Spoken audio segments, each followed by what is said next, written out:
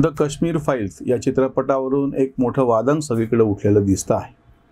त्याच्यातले 3 प्रमुख पैलू आहेत. पहिली गोष्ट एक तर राजकीय, सरळ सरळ काश्मीरच्या प्रश्नावरचा हा चित्रपट आहे. 370 हटल्याच्या नंतर आता जवळपास 3-2.5 वर्ष होत आहेत आणि तिथली जी काय परिस्थिती आहे आणि ज्या पद्धतीने भाजपनी 370चा विषय हा आधीपासून अगदी पार 1990 पासून लावून धरलेला होता.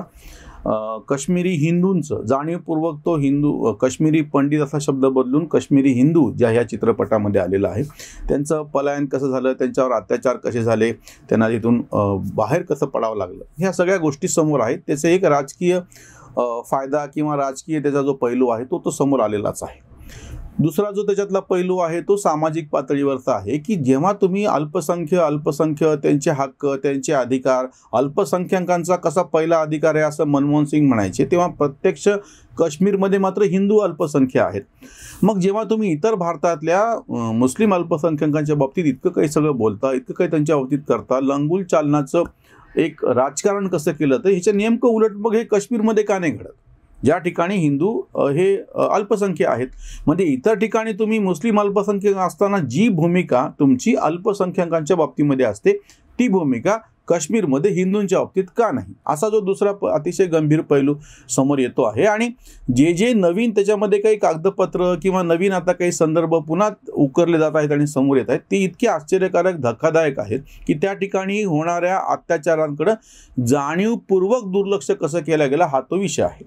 पण मला आज जो विषय सांगायचा आहे तो थोडासा वेगळा आहे. तो तिसरा पैलू फारसा समोर आला नाही.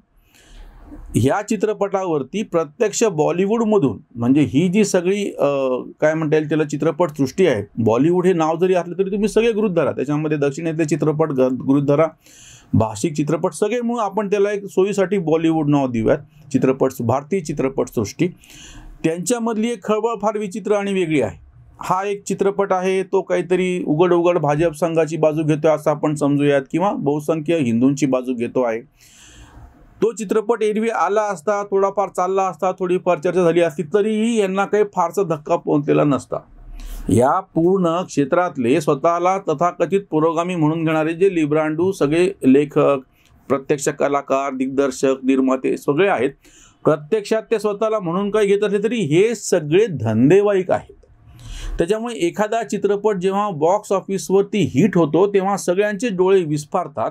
जसं बाहुबली या चित्रपटाने एकदम अचानक काहीतरी वेगळी गोष्ट आणून दाखवली होती, किंवा मराठीमध्ये सैराटसारखा चित्रपट ग्रामीण भागामध्ये सिंगल स्क्रीनवरती चालला, सिंगल स्क्रीन थिएटर होते जुन्या पद्धतीचे, आणि सगळे एकदम चकित झाले की आपण जे काही समजत होतो ते तो जो आपलं जे मार्केट आहे त्याचं ते वेगळंच होतं आणि हे वेगळंच निघालं.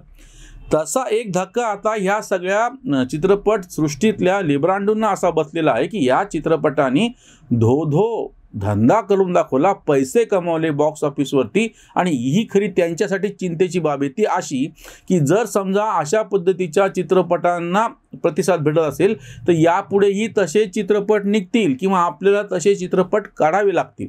ही त्याच्यातली अडचणीची बाब आहे.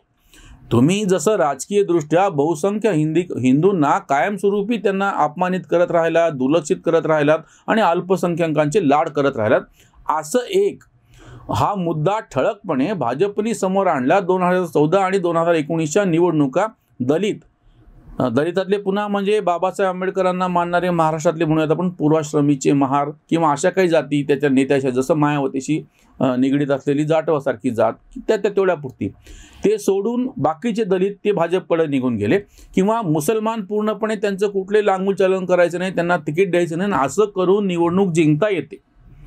म्हणजे 2014-2019च्या 2 मोठ्या निवडणुका आणि प्रत्यक्ष उत्तर प्रदेशमधल्या सुद्धा 2 निवडणुका 17 आणि आता 22, या मुस्लिमांचं लांगुल चालन करायची काही गरज नाही, आपण निवडणुका जिंकू शकतो.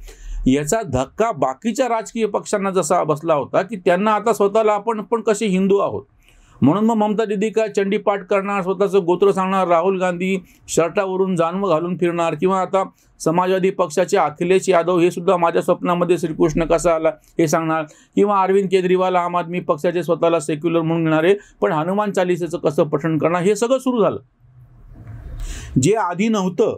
म्हणजे जसं त्यांनी तिकडे मतांसाठी आता परत हिंदूंचा अनुनय सुरू केला, त्याच पद्धतीनं प्रत्यक्ष चित्रपटसृष्टीमध्ये जे विषय आपण दाबून ठेवले होते किंवा आपल्याला महत्त्वाचे वाटत नव्हते, किंवा भारत म्हणजे कशी गंगा जमनी तहजीब आहे, त्या पद्धतीने हे एक प्रकारचं थोडंसं वेगळंच का होईना पण अल्पसंख्याकांचं लांगुल चालन करत होतं. तरी या चित्रपटसृष्टीमध्ये मुसलमान नावं चालत नाहीत म्हणून हे सगळे पूर्वीचे नट स्वतःचे हिंदू नावं ठेवायचे. दिलीप कुमार त्याचं, मधुबाला त्याचं एक सगळ्यात चांगलं उदाहरण. अजून खूप आहेत, मी सगळे नावं घेत बसत नाही. पण यांची अडचण कुठं असती की हे त्या धंद्यावरती यांचं लक्ष असतं, पण बोलताना मात्र भाषा तथाकथित पुरोगामी कसे. तुम्ही नसरुद्दीन शाह घ्या, जावेद अख्तर घ्या, ह्या सगळ्यांची तुम्ही भाषा घ्या, किंवा इप्टाचा एक खूप मोठा ग्रुप होता की जे सगळे साहिर सारखा कवी असो, मजरू असो, शैलेंद्र असो, हे सगळी एक अक्षरशः मोठी गँगच्या गँग, सलील चौधरी सारखा संगीतकार असो, हे स्वतःला डाव्या विचारसरणीचे म्हणून घ्यायचे, पुरोगामी म्हणून घ्यायचे, तिकडं काही म्हणो, पण प्रत्यक्षामध्ये हे ज्या ज्या चित्रपटासाठी कामं करायचे ते चित्रपट प्रत्यक्ष बॉक्स ऑफिसवर चालले तरच ह्या सगळ्या बोलण्याला काहीतरी किंमत होती. ज्या ज्या वेळी असे चित्रपट चालले नाहीत किंवा त्या पद्धतीची विचारसरणी चालली नाही, ती त्यांनी सोडून दिलेली आहे. आता दुखणं नवीन ह्याच्यामुळे असं झालेलं आहे की जर समजा अशा पद्धतीनं हिंदूंवरती केलेले अत्याचार कोणी ठामपणे समोर मांडत असेल, जे तुम्ही आजपर्यंत दाखवलेले नव्हते, आणि ते चित्रपट चालत असतील, तर असे चित्रपट जास्त संख्येने येतील, हे यांचं दुखणं आहे. मोपल्यांचं जे बंड झालं केरळमध्ये, ज्या पद्धतीनं हिंदूंवरती अत्याचार झाले त्याच्यावरती चित्रपट येणार.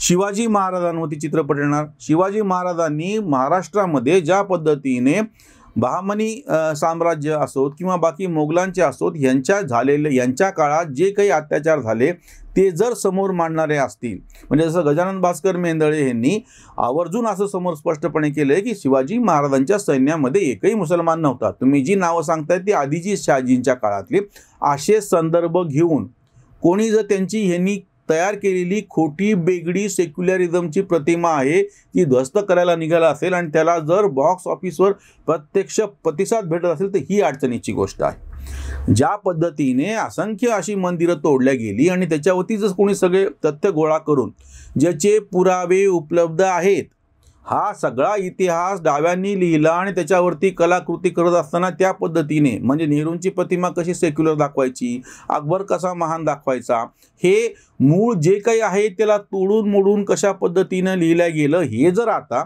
कलेच्या माध्यमातून, म्हणून मी पहिले दोन विषय बाजूला ठेवले, राजकीय भाजपला काय त्याचा यश मिळायचंय ती वेगळी गोष्ट, किंवा सामाजिक पातळीवरती काय घडतं आहे, कशा पद्धतीची मानसिकता येते ही वेगळी गोष्ट. म्हणून आता कलेच्या क्षेत्रामधली अडचण अशी आहे की असे जे सगळे विषय, किंवा अगदी महाराष्ट्रातला विषय आहे, महात्मा गांधीच्या हत्येनंतर पश्चिम महाराष्ट्रात विशेषतः ब्राह्मणांना घर सोडायला भाग पडलं, त्यांचे घर जाळले, त्यांच्यावरती जे का पद्धतीचे अत्याचार झाले, ह्याच्यावरती वावटळ नावाची व्यंकटेश माडगूळकरांची कादंबरी पण आहे. आता ह्याच्यावरती काही काय म्हणता येईल वस्तुनिष्ठ पुरावे गोळा करून जर कोणी चित्रपट बनवणार असेल तर त्याला ज्या पद्धतीचा प्रतिसाद मिळेल, त्याला लोक बॉक्स ऑफिसवरती अशांना यश मिळेल, आणि हे यांचं दुखणं आहे. म्हणजे एक ठराविक सोयीनं जे काही चालू होती गोष्ट ती मोडीत निघते आहे. आणि ती मोडीत कशी निघते आहे की तुम्ही आधी ज्या पद्धतीनं सगळं करत होता ते आता तसं करता येणार नाही. काल तुम्ही जी भाषा पुरोगामी म्हणून बोलत होता ती भाषा प्रत्यक्ष म्हणायला जरी पुरोगामी भाषा असली तरी ती गल्ला डोळ्यापुढे ठेवून केले गेलेली भाषा होती कलेच्या प्रांतातली. या चित्रपटाला हे सगळे डावे पुरोगामी धनदांडग्यांची कला, अमेरिकेसारख्या भांडवलशाही लोकांनी पुढे केलेली कला, मोठी केलेली कला असं म्हणत होते. आत्तापर्यंत ही भाषा होती डाव्यांची, म्हणून चित्रपटसृष्टीच्या संदर्भामध्ये ह्यांचे हे कॉमेंट असायचे, टोमणे असायचे. पण प्रत्यक्षात चित्रपटसृष्टीमध्ये स्वतःला डावेन पुरोगामी म्हणून घेणारे पण धंदा करूनही तीच भाषा बोलत होते. पण ते तोपर्यंत खरं होतं जोपर्यंत प्रत्यक्ष धंदा चालू होता.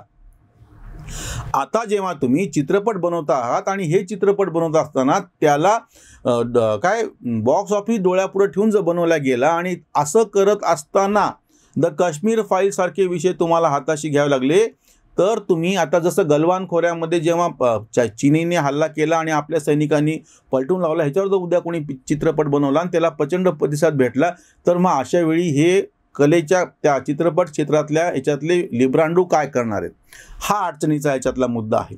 त्याच्यामुळे ही जी अस्वस्थता आहे, बाकीची तर अस्वस्थता आहेच आहे, ती तुमच्या समोर येते आहे, वारंवार त्याची चर्चा होते आहे. पण नाटकं येतील आता अशी, तुम्ही एकाच पद्धतीने एकाच बाजूने मी नथुराम गोडसे बोलतो या नाटकावरती आरोप करण्यामध्ये एक छुपा भाग असा होता की ते चालतंय प्रत्यक्षामध्ये. नथुराम गोडसेची बाजू घ्यायचे काही मुद्दाच नाही. त्याने जे प्रत्यक्ष मुद्दे उपस्थित केले त्याचे उत्तर देता येते आणि ते वैचारिक ठेवा बाजूला, ते नाटक चालतंय प्रत्यक्षामध्ये. अशा पद्धतीने जेव्हा जेव्हा असे काही विषय जे तुम्ही बाजूला ठेवले होते ते कलात्मक रूप घेऊन जेव्हा समोर येतील आणि प्रत्यक्ष बॉक्स ऑफिसवर धंदा करून दाखवतील, ही अडचणीची गोष्ट आहे. ते जसं म्हणतात ना की इंद्रायणी ही इंद्राची बायको नसून त्या खुर्चीची बायको असते, तसे हे आव किती आणला तरी प्रत्यक्ष त्या धंद्याची बायको आहे. धंदा होत असेल तर यांना चित्रपट काढण्यामध्ये इंटरेस्ट आहे. धंदा होत नसेल तर बोलताना भले फुले शाहू आंबेडकरची पुरोगामित्वाची भाषा बोलतील, पण तसं बोलून जर धंदा होणार नसेल तर हे चित्रपट काढू शकत नाहीत, त्याचं समर्थन पण करू शकत नाहीत, तशी नाटकंही लिहू शकत नाहीत आणि तशी नाटकं सादर पण होऊ शकत नाहीत. प्रोव्हायडेड दॅट म्हणजे गृहीत हे आहे की त्यानं प्रत्यक्ष धंदा केला पाहिजे. आज अडचण पुरोगाम्यांची कलेच्या क्षेत्रातली ही होऊन बसलेली आहे की द काश्मीर फाईल सारखा चित्रपट धोधो चालतो आहे आणि त्याला कसं उत्तर त्या पातळीवर द्यावं हे कळत नाहीये. इथेच थांबूयात. धन्यवाद.